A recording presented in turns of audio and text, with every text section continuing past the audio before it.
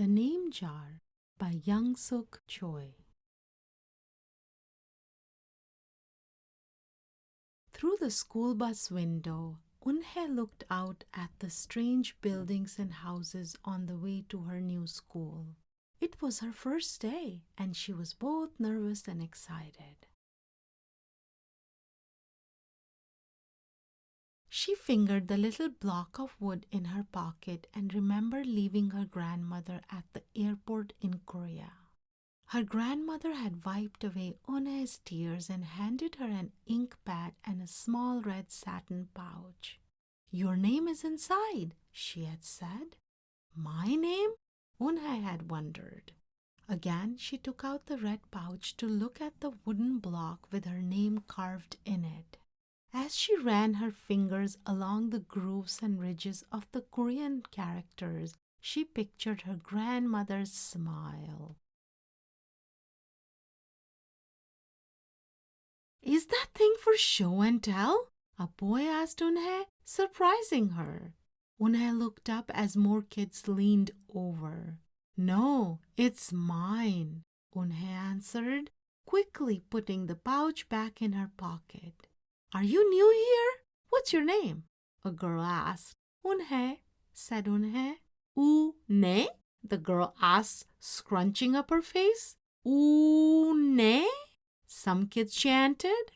No, Eun-hye corrected. "It's spelled U-N-H-E-I. It's pronounced Eun-hye."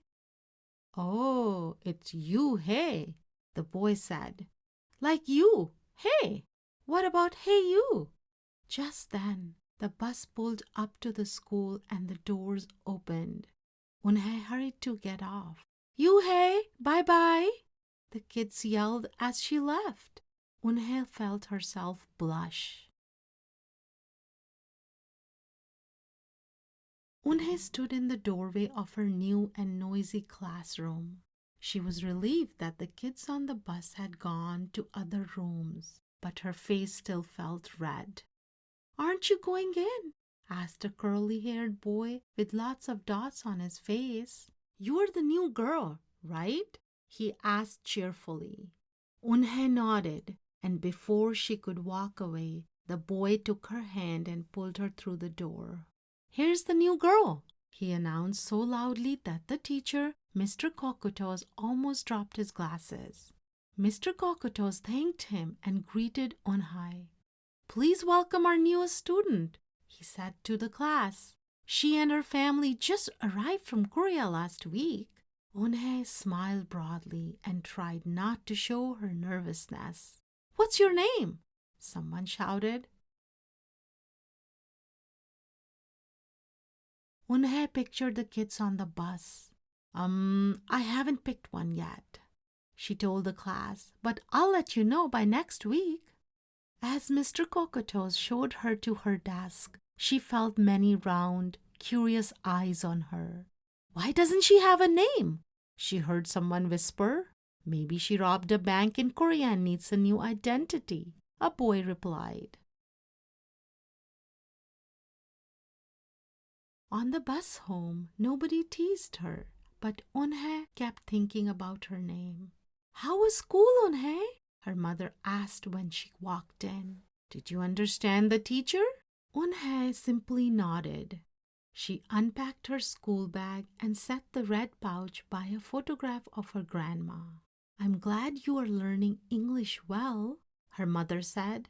"You must study hard, behave nicely, and get good grades to show that you are a good Korean."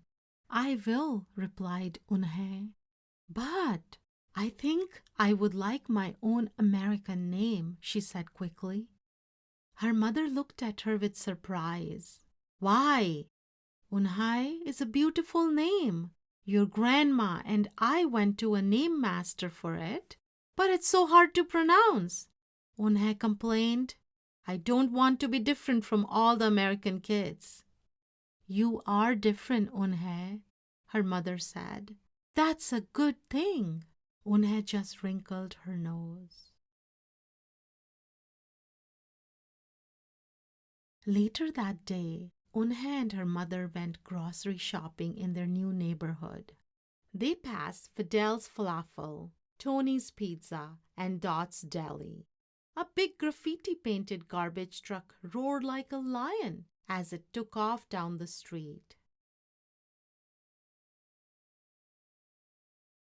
Nothing sounded or looked familiar until they got to Kim's Market. The sign was in both English and Korean. Her mother picked up cabbage to make kimchi, Korean-style spicy pickled cabbage, and other vegetables and meat. She also found seaweed, Onhai's favorite, for soup. It made Onhai smile. Just because we have moved to America, her mother said, doesn't mean we stop eating Korean food. At the checkout counter, a friendly man smiled at Unha. "Helping your mother with the shopping?" he asked. Unha nodded. "I'm Mr. Kim," he said.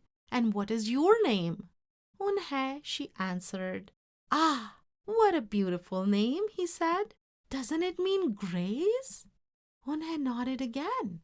"My mother and grandmother went to a name master for it," she told him. "A graceful name for a graceful girl," Mr. Kim said as he put their groceries into bags. "Welcome to the neighborhood, Unha." That evening, Unha stood in front of the bathroom mirror. "Hi, my name is Amanda," she said cheerfully. Then she wrinkled her nose. "Hi, my name is Laura." Maybe not. Her smile turned down. Nothing sounded right. Nothing felt right. "I don't think American kids will like me," she worried as she began to brush her teeth. "Hi, my name is Hura," she said to the mirror with her mouth full of toothpaste. The next morning, when Unha arrived at school, she found a glass jar on her desk with some pieces of paper in it. Unha took one out and read it aloud. "Daisy. That's my baby sister's nickname. But she said you can use it if you want," said Cindy, who sat next to her. Unha took out the rest of the paper. "Tamela," she read. "I got it from a storybook," said Nate. She was smart and brave. Unha nodded and unfolded another piece. "Wednesday." "Yeah, you came here on Wednesday," said Ralph. "Thank you for your help." A smile spread over Unha's face. Ralph quickly said, "We'll put more names in. You can pick whatever you like, or pick them all, and you'll have the longest name in history." At 3 o'clock, the bell rang for the end of the school day. Unha looked out the window and saw it was sprinkling. "It's the same rain," she thought, "but in a different place." She watched other kids leaving in groups. "Hey!" a familiar voice called out to her. Unha turned around to see the curly-haired boy again. "I'm Joey," he said. "And you? Don't you have any name?" Unha thought for a moment. "Well, I can show you," she said, and took out the small red pouch. She pressed the wooden block on the ink pad and then stamped it on a piece of paper. "This is my name stamp," she said. "My grandma gave it to me. In Korea, I can use it as a signature when I open a bank account or write a letter. And whenever I miss my grandma, I use it to fill a piece of paper. Want to try?" She offered the stamp to Joey, and he carefully inked the stamp and pressed it hard on the paper. The red characters gleamed against the whiteness. "Wow, that's beautiful," Joey said. "Can I keep the paper?" "Sure," Unha said, and then the two of them shared her umbrella as they walked to the school bus. Every day, the jar got fuller with more names, and Unha read them all. She found a few names she liked: Miranda, Stella, Avery. They sounded interesting. I hope you choose the name I put in, Marco told her at snack time. I've put in 3 more, said Ralph. Madison, Park, and Lex. They are my favorite street names. Maybe you should close your eyes and draw a name, Rosie suggested. Ralph frowned. That's silly. What if she doesn't like the name she draws? Well, we didn't get to choose our names when we were born, did we? Rosie argued. Everyone thought about this. When Unhai got home from school that day, her little brother ran to give her a letter. It was from her grandma. She opened it quickly. It said, "To my Unhai, I hope you're enjoying your new school and new friends. Be sure to help your mother and your little brother. Here the moon is up, but there the sun is up. No matter how far apart we are, and no matter how different America is from Korea, you'll always be my Unhai, your grandma, forever." Unhai took out her wooden stamp and filled a paper with it. She thought for a long time in front of the bathroom mirror.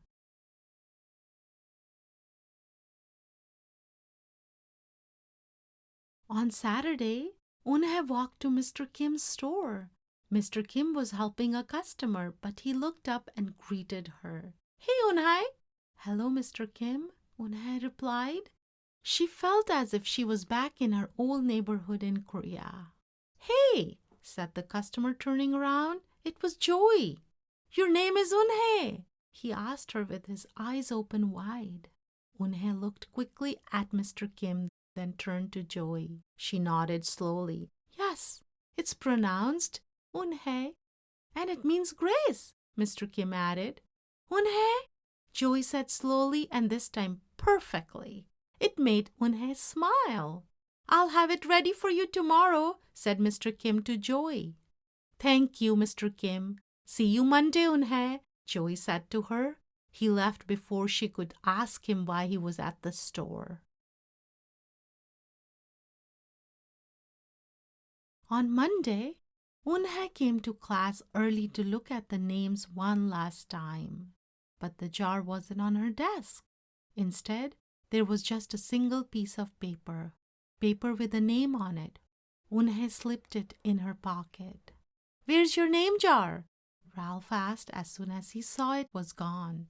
"I don't know," Unhai said. "It wasn't on Mr. Kokoto's desk or on any other desk.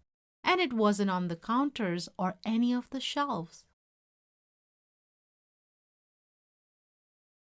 As other kids arrived, they helped look. Soon, Mr. Kokotos came in and Ralph shouted at him, "The name jar is gone! The jar with all the names in it!" "Gone?" Mr. Kokotos replied. With a look of concern, he asked Unhai, "Did you get a chance to read all the names?" Unhai nodded. She took a breath. "I'm ready to introduce myself," she said. Unhai wrote her name in both English and Korean on the chalkboard. "I like the beautiful names and funny names you thought of for me," she told the class. "But I realized that I liked my name best, so I chose it again." Korean names mean something. Unhai means grace. "Grace! Grace Unhai!" shouted Ralph. Everyone tried to say it. Unhai, Unhai, Unhai. Unhai said her name again slowly and clearly. Soon the kids began to say it better. Even Mr. Kokotos. They applauded Unhai's choice. "I was named after a flower," Rosie whispered to Unhai. "Lots of American names have meanings too," Mr. Kokotos reminded everyone. When the class was dismissed, Unhai heard her new friends say goodbye. "Bye, Unhai. See you tomorrow. Goodbye, Unhai." Unhai said goodbye and then looked around for Joey, but he was already gone. "Unhai, Unhai, Come downstairs, Mother called up to Unhai. Your friend is here. Unhai rushed down to see who she meant. There stood Joey, and in his arms was the name jar. Where did you find it? Asked Unhai breathlessly. Joey looked embarrassed. Well, I took it. But only because I wanted you to keep your own name. And you did. He reached in and pulled out the names. Do you want to keep them? He asked. Thank you. I'll keep them as a souvenir, Unhai said happily. Then she pulled out the piece of paper from her pocket. Do you want this back? Joey grinned. You keep it. I'll return the name jar to the class. Maybe you could put some Korean nicknames in it for us, names with good meanings. I could do that, agreed Unhai. I've already got a Korean nickname, Joey said. Mr. Kim helped me choose it. Carefully, he pulled a small silver felt pouch from his pocket. Then he took out a dark wooden stamp with beautiful Korean characters carved sharply into it. He pressed it on the ink pad and then on the piece of paper next to her name. Chinku, read Unhai. That means friend. And Chinku smiled back. The end. The Name Jar by Young-Suk Choi has been brought to you by Cultural Café. Cultural Café is an initiative that strives to narrate the stories of our nation's diversity. It hopes to build bridges to keep kindness, common ground, inclusion, and empathy alive through storytelling. Please support Cultural Café by liking, subscribing, or commenting. Thank you.